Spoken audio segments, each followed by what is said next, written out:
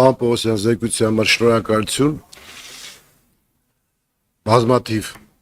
գործեր են քննվում,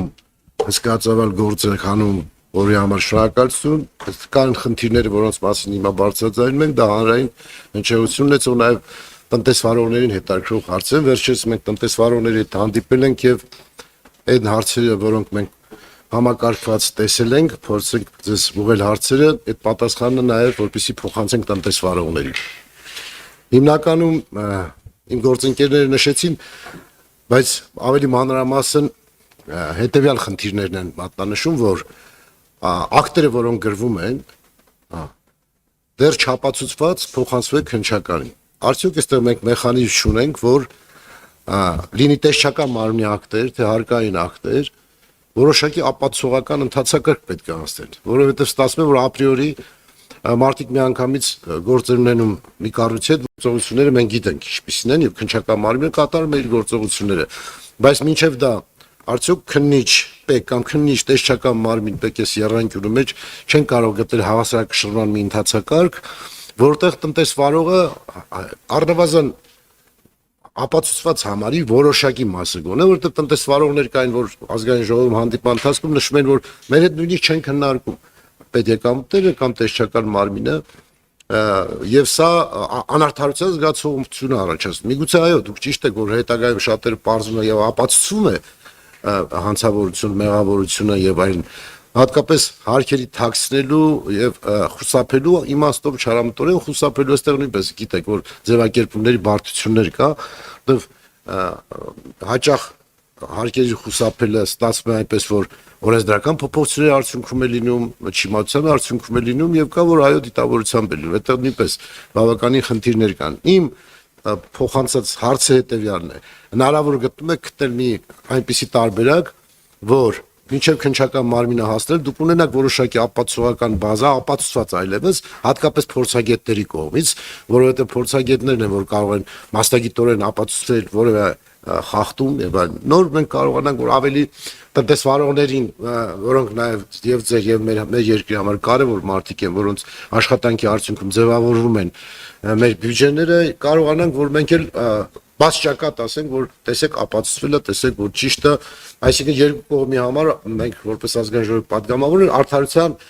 հիմքեր ներկայացնենք։ Այս իմաստով ձեր կարծիքը խնդրեի փոխանցեի տնտեսվարողներին եւ հանրությանը։ Շնորհակալություն, պարոն Բագրատյան։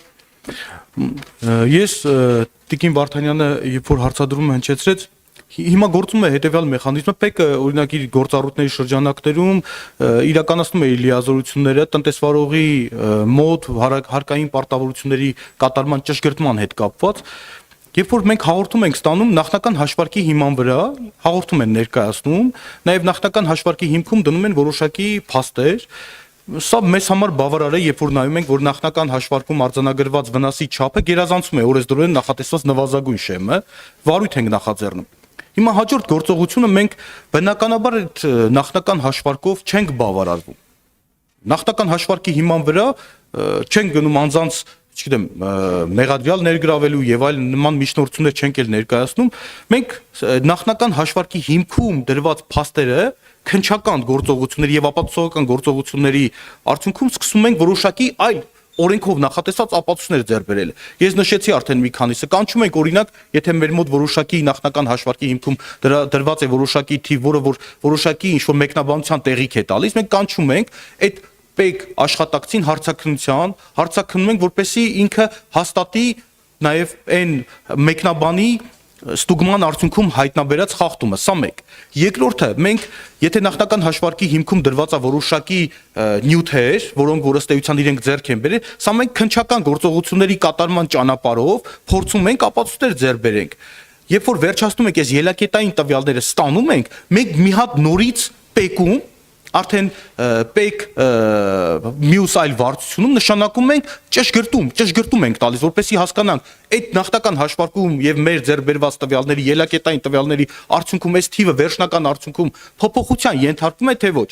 Եթե դրանից հետո էլ մենք ստանում ենք, որ իրականում այդ թիվը, չգիտեմ, X գումար է կազմում, դրանից հետո մենք որոշում ենք քանի որ պետք է նշանակենք ստուգում արդեն, ստուգման ակտ է անհրաժեշտ, դրա հիման վրա մենք արդեն պետք է կատարենք անհետաձգելի քննչական գործողություններ։ Այսինքն խուզարկություններ, արգրավումներ, որպեսզի օրենքով նախատեսված անհրաժեշտ ելակետային տվյալները տանք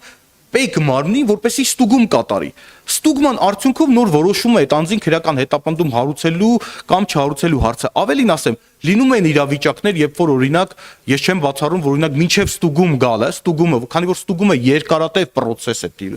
տևում, մինչև ստուգումը նաև անձանց նկատմամբ քրեական հետապնդում հարուցել, սա եզակի դեպքեր տենց ունեցել ենք, երբ որ ակնհայտ է եղել այդ փաստերը, երբ որ մենք օրինակ խուզարկությունների արդյունքում օրինակ դիցուկ հայտնաբերել ենք օրինակ սև հաշվապահություն, այդ սև հաշվապահությունը ստուգել ենք պետք ներկայացած հաշվետվությունների մեջ, բարձել ենք, որ օրինակ որոշակի գործարքներ կան,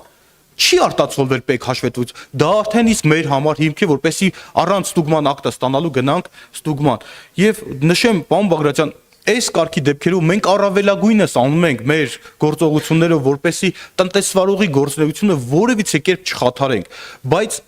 զերծ մնալ ընդհանրապես տնտեսվարողի գործունեությանը միջամտելու, որովհետև խուզարկությունն ինքնին ենթադրում է ինտենսիվ միջամտություն։ Անհնար է պարզապես։ Այ օրինակ մենք երբ որ գնում ենք խուզարկություն ենք կատարում, գույքագրման անհրաժեշտություն է լինում։ Այդ գույքագրումը ինքը ենթադրում է, որ պետք է, չգիտեմ, որոշակի գործողություններ կատարեն եւ որոշակի ժամանակահատվածում նայած տնտեսվարողի ընդհանուր շրջանառությունը։ Սա էլ ինքնին միջամտություն է։ Դրա համար այս կարգի իրենց բնույթով առանձնահատուկ են այս քրեական վարույթները։ Ես նշում եմ, Տիկին Խամոյանը նշեց, որ չգիտեմ, ինչ որ քննիչները սպառնում են, չգիտեմ, կկալանավորենք նման վարքագիծ, ընդհանրապես գոյություն չունի։ Վերականգնումը օրենքով է նախատեսված։ Գողության դեպքում, երբ որ գողության գործ են քննում, քննիչը պետք է միջոցներ ձեռնարկի, որ այդ վնասը վերականգնվի։ Այս դեպքում մենք գործ ունենք պետությանը պատճառված վնասի հետ։ Ինչի մասին է խոսքը։ Ընդու ոչ միայն վերականգնելու հետ կապված քննիչը պարտավորություն ունի, այլ նաև պետք է քննիչը միջոցներ ձեռնարկի չվերականգնման դեպքում ենթադրաբար գույքի վրա արգելանք դնելու հետ կապված։ Օրենքը նախատեսել է համապատասխան գործիքակազմ։ Սա մեր գործիքակազմն է։ Եվ մենք չենք կարող հրաժարվել մեր գործիքակազմից։ Մի կողմից պահանջ կա քրեական վարույթի բնականon ընթացքը եւ արդյունավետությունը, օբյեկտիվությունը ապահովել եւ մյուս կողմից մենք գործ ունենք տնտեսվարողի օրինական տնտեսական գործունեություն, սա նուրբ գիծ է, որը որ մենք աշխատում ենք պահել։ Միգուցե Տիկին Վարդանյանը նշեց օրենսդրական շեմի հետ կապված որոշակի մենք դեմ չենք։ Ես մի հատ առաջարկում եմ, պարոն Պողոսյան։ Այս հարցերը բոլորիս հուզում են, հատկապես այսպես կոչված նախին 205 հոդվածը եւ դրա շրջանակներում, այսինքն ինչպես անել, որ բարեխիղճ տնտեսվարողը չվախենա, որ իրան ամեն օր կարան ինչ որ հարցով, ինչ որ եղանակով, ինչ որ մարմին տանի դատարան, շատ կոպիտ եմ արտահայտում։ Պետությունն էլ հասկանա հստակ, մեսիջն ուղարկի, որ Ժորժ ջան չի լինելու իրավիճակ, եւ որ դուք պատճառեք պետությանը վնաս եւ այդ վնասը չհատուցվի։ Գուցե առաջարկեմ եւ մեր տնտեսագետ ընկերների հետ, գործընկերների հետ եւ պետաիրավականով մի հատ քննարկենք այս հարցերը, հասկանանք ոնց գնանք, որ հնարավորինս այդ, որ ասում եք, այդ նուրբ շեմը առնվազն հստակ լինի, էլի, որպեսզի եւ տնտեսվարողը եւ պետությունը հասկանան իրենց վարքագիծը եւ դա իրավական որոշակիության բերի որոշակի։